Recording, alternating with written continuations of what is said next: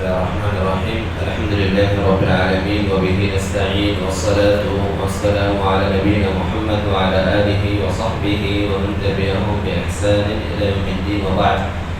رب اشرح لي صدري ويسر لي أمري واحلل عقدة من لساني يفقهوا قولي. رب زدني علما رب زدني علما.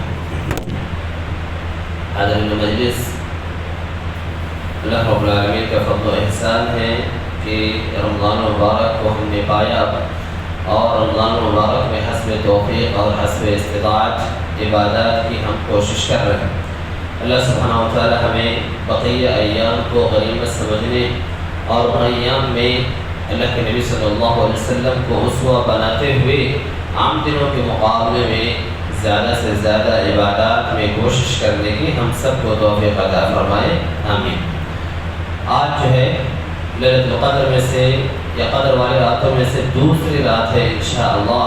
اسی کی مناسبت سے آج ہم لوگ سورۃ القدر کی تفسیر جو ہے جاننے کی کوشش کریں گے اور اس کی روشنی میں اس رات کا کیا مقام اور مرتبہ ہے، اس میں عبادت کی کیا فضیلت ہے، اس کو اچھے سے سمجھنے اور جو ہے جاننے کی ہم کوشش کریں گے انشاءاللہ۔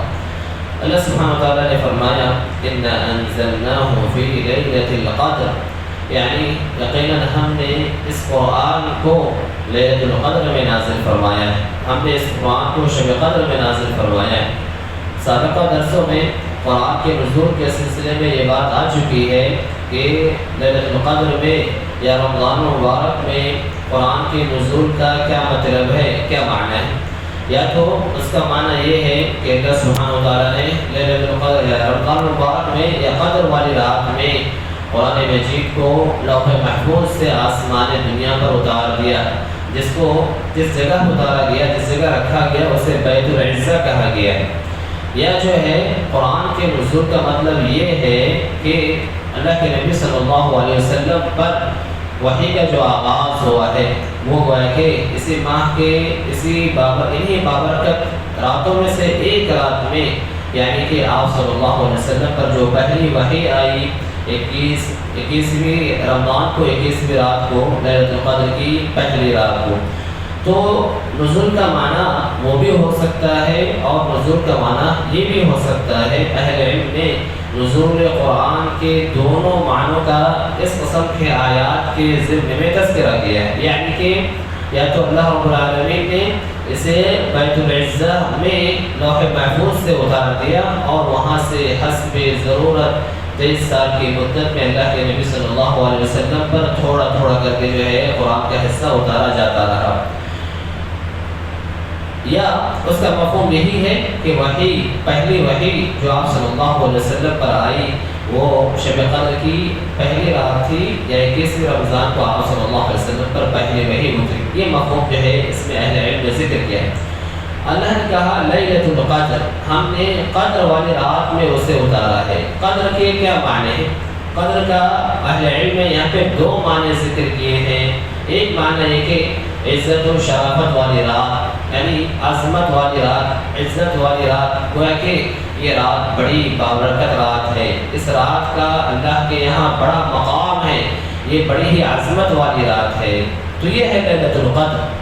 ایک دوسرا معنی اہل علم نے جو قدر کے بیان کیے ہیں وہ یہ کہ اس رات، قدر کے معنی یعنی فیصلہ کرنا اور جو ہے تقدیر اور فیصلہ کرنے کے معنی ہوتے ہیں قدر کے۔ اس ناحیے سے بات کیا ہوگی، معنی کیا ہوگا، جیسے کہ اللہ رب العالمین نے آگے بتلایا ہے اور قرآن کے دوسرے جگہوں میں بھی بتلایا ہے کہ لیلۃ القدر میں انسان کے جو سال بھر کی تقدیر ہوتی ہے وہ ان فرشتوں کے حوالے کیا جاتا ہے جو فرشتے انسان کے اعمال لکھنے کے مکلف ہوتے ہیں۔ ہم سب کو معلوم ہے کہ اللہ رب العالمین نے انسانوں کی تقدیر آسمان و زمین کی تخلیق سے 50,000 سال پہلے ہی لکھ دیا تھا اور یہ لوح محفوظ ہے، یہیں سے سال بھر کے جو معاملات ہوتے ہیں، سال بھر کی جو تقدیر ہوتی ہے، اللہ رب العالمین لوح محفوظ سے ان فرشتوں کے حوالے کرتے ہیں جو سال بھر کے معاملات کو، سال بھر کے جو ہے تقدیر کو جو ہے نافذ کرتے ہیں اور اس کے مطابق عمل کرتے ہیں۔ تو یہ دونوں چیزیں اس قدر میں جو ہے داخل ہے، دونوں چیزیں قدر میں داخل ہیں۔ تو اللہ نے فرمایا کہ یقیناً ہم نے اس کو لیلۃ القدر میں نازل کیا ہے۔ ابھی ہم دیکھیے کس کو نازل کیا ہے، یعنی ہم تو سمجھ جاتے ہیں کہ یہ اللہ رب العالمین نے قرآن کے بارے میں بات بتلائی ہے، حالانکہ قرآن کا ذکر اس آیت میں نہیں ہے، قرآن کے نزول کا ذکر اس آیت میں اللہ نے نہیں کہا، نام نہ لیا جانا، کس چیز کو نازل کیا ہے اس کا ذکر نہ کرنا، یہ قرآن کی عظمت پر جو ہے دلالت کرتا ہے، قرآن کی عظمت پر کو بتاتا ہے کہ نام لیے بغیر ہی ہم اس چیز کو سمجھ جائیں، اس سے بڑی اور کیا بات ہو سکتی ہے۔ اسی لیے جو ہے نا یہاں پہ قرآن کی صراحت تو نہیں کی گئی ہے، کیونکہ ایک بندہ مومن، ایک مسلمان قرآن کا نام لیے بغیر یہ سمجھ جاتا ہے کہ اللہ نے جس چیز کے نازل کرنے کی بات اس آیت میں کی ہے وہ قرآن کے علاوہ اور کوئی چیز نہیں۔ دوسری آیت میں اللہ نے کہا وَمَا أَدْرَاكَ مَا لَيْلَةُ الْقَدْرِ، آپ کو کیا پتا کہ لیلۃ القدر کیا ہے؟ یہ استفہام، یہ سوال ہے۔ سوال کا مطلب یہ نہیں ہے کہ اللہ رب العالمین ہم سے اس سوال کا جواب طلب کر رہے ہیں، سوال کا مطلب یہ نہیں ہے، سوال کرنا کا مطلب یہ ہوتا ہے کہ آپ کو کسی چیز کے بارے میں معلوم نہ ہو تو آپ جو ہے اس کے سلسلے میں سوال کریں، پوچھیں اور اس کا جواب معلوم کر لیں، لیکن سوال یہاں جو اللہ رب العالمین نے کیا ہے، اس سوال کا مقصد جواب طلب کرنا نہیں بلکہ جو ہے نا لیلۃ القدر کی عظمت کو بتانا مقصود ہے۔ آپ اس کو ایسے سمجھیے کہ مثلا کسی کے بارے میں یہ بات کہی جائے کہ وہ مثلا امتحان میں یا اپنے ساتھیوں کے مابین جو ہے فرسٹ آیا ہے، اب پہلی پوزیشن پر آیا ہے، پہلی پوزیشن پر آنا ایک بڑی بات ہے، لیکن آپ وہیں یہ کہیں کہ آپ کو پتا ہے وہ کتنا فیصد امتحان میں لے آیا ہے، اپنے جامعہ میں کتنی فیصد سے وہ کامیاب ہوا ہے، گویا کہ آپ یہ بتانا چاہتے ہیں کہ مدرسے میں، اپنی جماعت میں، اپنے اسکول میں وہ جو پہلی پوزیشن حاصل کیا ہے یہ تو کارنامہ ہے ہی، لیکن آپ فیصد کا سوال کر کے مثلا یہ بتلانا چاہتے ہیں کہ یہ پوزیشن تو اس نے پایا ہے، یہ جو مرکز اس نے حاصل کیا ہے وہ بہت ہی اعلیٰ نمبرات سے حاصل کیا ہے۔ تو گویا کہ یعنی اسی قسم کی بات اللہ رب العالمین نے یہاں پہ سوال کر کے ہم کو سمجھانے کی کوشش کی ہے، وَمَا أَدْرَاكَ مَا لَيْلَةُ الْقَدْرِ، لوگوں تمہیں کیا پتا ہے کہ شب قدر کیا ہے، لیلۃ القدر کیا ہے؟ تو اللہ تعالیٰ سوال کر کے جواب جاننا تو نہیں چاہ رہا ہے بلکہ ہم کو اس رات کی عظمت کی طرف جو ہے اشارہ کرنا چاہ رہا ہے کہ لیلۃ القدر اتنی عظیم رات ہے، اتنی برکت والی رات ہے کہ آپ کو اس کی عظمت کا، اس کی شرافت کا کما حقہ علم اللہ رب العالمین کے علاوہ کوئی اور دے نہیں سکتا ہے۔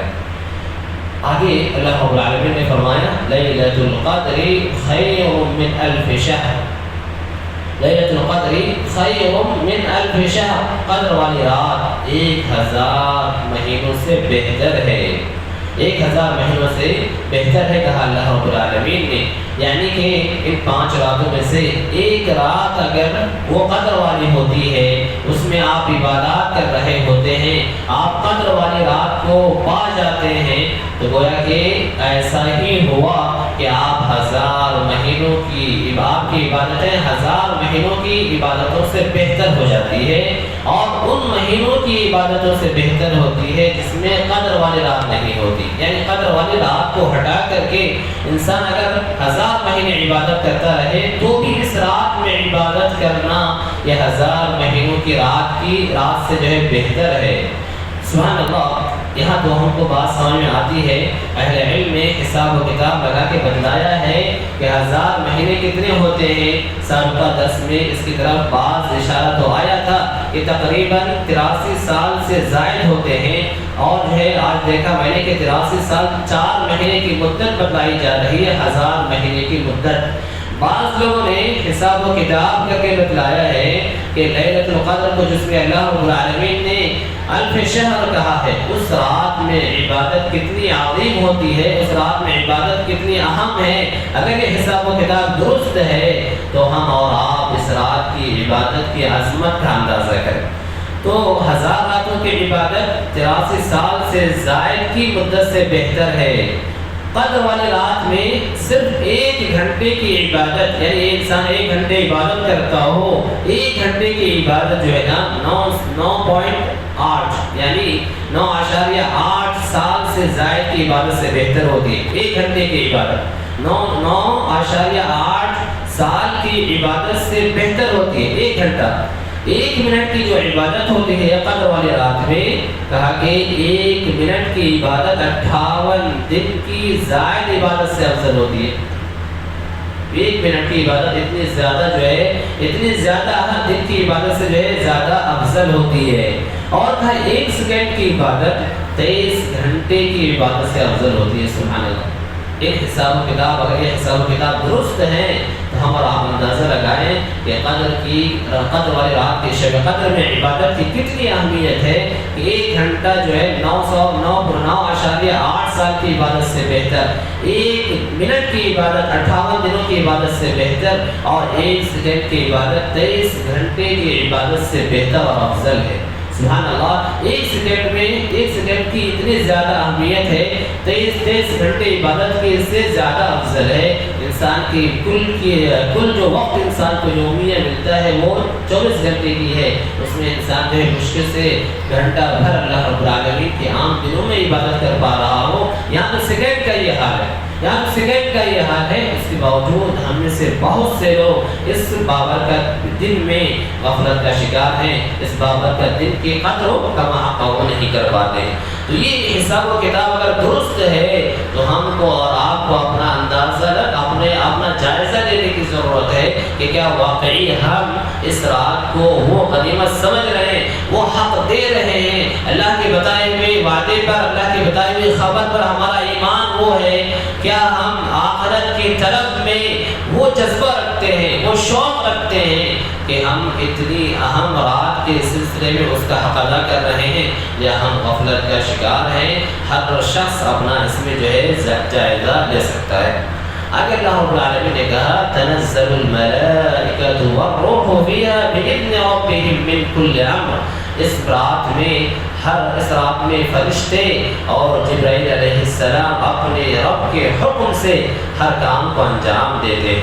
یہاں دیکھیں اس میں جبرائیل علیہ السلام کے مقام اور مرتبے کو بھی اللہ رب العالمین نے بتلایا ہے. حالانکہ ملائکہ کے ضمن میں وہ بھی داخل ہیں، ملائکہ میں جبرائیل علیہ السلام بھی داخل ہیں، لیکن اس کے باوجود اللہ سبحانہ و تعالیٰ نے ملائکہ کا ذکر کیا اور جبرائیل علیہ السلام کے مقام اور مرتبے کو بتلانے کے لیے ان کا مستقل تذکرہ کیا. یعنی اس کو ایسے سمجھیں کہ آپ یہ کہیں کہ آج مثلا یا کسی پروگرام میں بہت سارے اہل علم آ رہے ہیں، بڑے بڑے علماء تشریف لا رہے ہیں تقریر کے لیے، اور کسی ایک آدمی کا نام لے کر کے کہیں کہ وہ فلاں شخص بھی آ رہا ہے کہ نہیں. یعنی کہ آپ کو اہل علم کے مقام اور مرتبے کو یا اس پروگرام کی اہمیت کو بتانے کے لیے اہل علم سے بتلایا کہ علماء کرام کی ایک بڑی جماعت شریک ہو رہی ہے.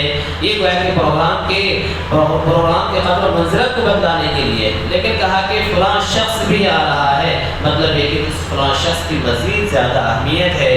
ویسے ہی سمجھیے کہ اللہ رب العالمین نے کہا کہ فرشتے اور جبرائیل علیہ السلام، حالانکہ فرشتوں میں جبرائیل علیہ السلام بھی داخل ہیں. اللہ رب العالمین ان کے مقام اور مرتبے کو بتلانے کے لیے فرشتوں سے ہٹا کر کے ان کا جو ہے تذکرہ کیا ہے.